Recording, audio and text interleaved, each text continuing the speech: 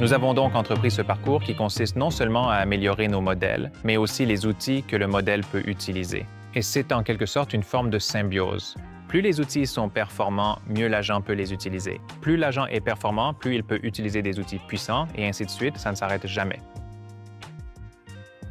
Un nouvel outil de ChatGPT vient de sortir qui est le mode agent. Si vous devenez pas maître du mode agent dès maintenant, vous allez perdre des heures sur des tâches manuelles au lieu de laisser le mode agent faire la job pour toi. Le mode agent, en gros, a fusionné la capacité d'Operator avec Deep Research. Operator, c'était l'agent d'OpenAI qui est jamais sorti sur les versions Plus et Teen de ChatGPT, qui permet de naviguer sur le web dans un navigateur réel pour accomplir des tâches. Je vais vous montrer un exemple où l'agent recherche des informations sur le budget annuel, les dépenses et les recettes de la ville de San Francisco. Je veux organiser une soirée en amoureux avec ma fiancée. Pouvez-vous m'aider à rechercher des options pour des ouvertures de bureaux à Singapour? Réserve-moi un itinéraire pour aller à un tournoi de tennis à Palm Springs l'année prochaine. Ça continue tout seul.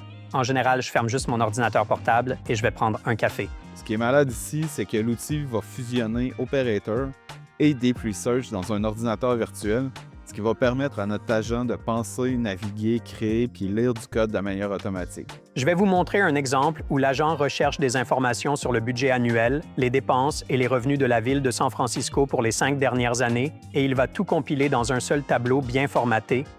Donc d'abord, il doit trouver les données, alors il fait probablement une recherche sur le web pour savoir où il peut trouver ces informations sur le budget de la ville de San Francisco.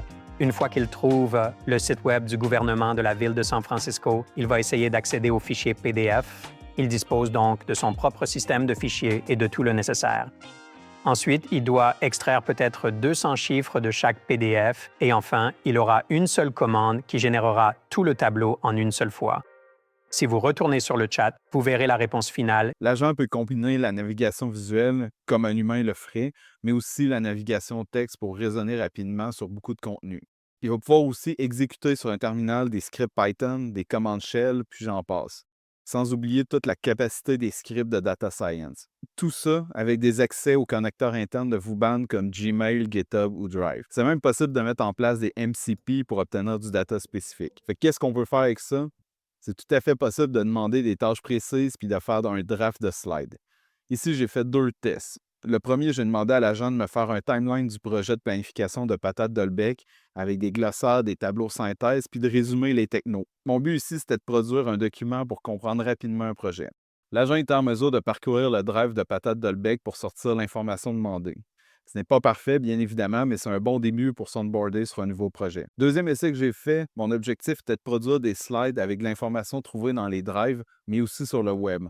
Fait que j'ai demandé en 3 étapes de chercher des sources internes, ensuite de chercher sur le web, puis finalement de faire des slides qui contiennent le résumé global. Le premier résultat était quand même bien, le deuxième, ça reste un ébauche. L'outil va devenir encore plus puissant quand on demande des objectifs vraiment précis.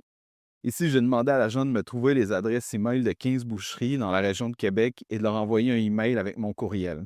J'avais un besoin très spécifique. Une fois le email écrit, il a envoyé lui-même aux 15 boucheries le email. De la manière que ChatGPT va se connecter à votre boîte mail, c'est que vous allez prendre le contrôle de l'interface web pour vous connecter manuellement. Lors de l'utilisation du mode agent, restez quand même vigilant étant donné que l'agent peut se connecter à vos données personnelles. Fait qu'ici, l'agent pourrait se faire manipuler par de l'injection de prompt. Imaginez qu'un tiers parti cache des instructions dans leur page web pour demander à ChatGPT de leur partager de l'information privée. Quand ChatGPT navigue sur le web, vous pouvez toujours voir ce qui se passe et donc interrompre à tout moment ses activités. ChatGPT a implémenté certaines barrières pour mitiger le risque le plus possible, comme demander explicitement la confirmation de l'utilisateur pour, par exemple, faire un achat sur un site web. Bref, c'est un outil puissant et nouveau que je vous invite à essayer. Vous avez le droit, dans la licence Team, à 40 messages par mois. D'après moi, c'est suffisant pour la majorité d'entre vous. Si vous faites de belles découvertes avec le mode agent, n'hésitez pas à les partager.